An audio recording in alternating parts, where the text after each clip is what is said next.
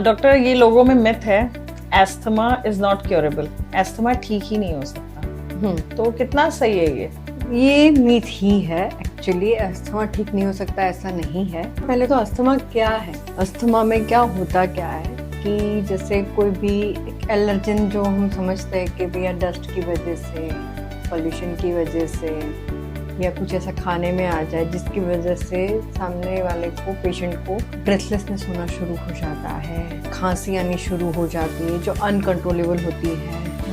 उस टाइम पे उनको कुछ ना कुछ पफ या कुछ लेना पड़ता है, तो मिथ हो जाती है कि ये जब तक हम ये वाला नहीं लेंगे, हमारा ये इनहेलर नहीं लेंगे, पफ नहीं लेंगे, तो तब तक वो ठीक नहीं होगा और ये हमेशा लेना ही है। तो अस्थमा में ये सब क्या होता है कि जैसे पॉल्यूशन है, ये सब जो चीज़ें होती है उसकी वजह से हमारे जो लंग्स होते हैं उसके अंदर होती है एल्वियोलाई, वो एकदम श्रिंक हो जाती है क्योंकि उसकी जो ल्यूमन होती है अंदर, जैसे एक नली होती है, नली के अंदर स्वेलिंग आ जाती है, कुछ भर जाता है जिससे उसका जो विड्थ होती है वो कम हो जाती है। और विड्थ कम होने की वजह से वहाँ से सिंपल थिंकिंग है कि वहाँ से जिस तरह से ब्रेथ जानी चाहिए वो नहीं जा पाती है, तो पेशेंट को ब्रेथलेसनेस हो जाती है।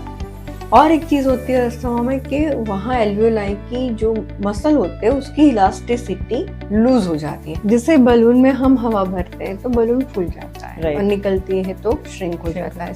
ऐसे ही हमारा लंग्स है, लंग्स में जैसे हवा भरती है तो वो फूलते हैं और श्रिंक हो जाते हैं। अब अस्थमा जैसी डिजीज में उसकी जो इलास्टिसिटी है, जो उसकी कैपेसिटी, वो लॉस हो जाती है, काफी कम हो जाती है।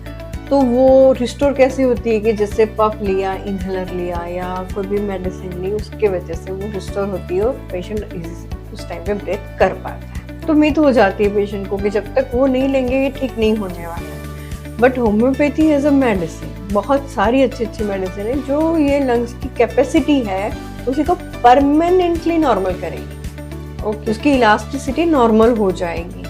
तो और बार बार जो स्वेलिंग आ रहा है पॉलेंस की वजह से, पॉल्यूशन की वजह से, वो नहीं होगा।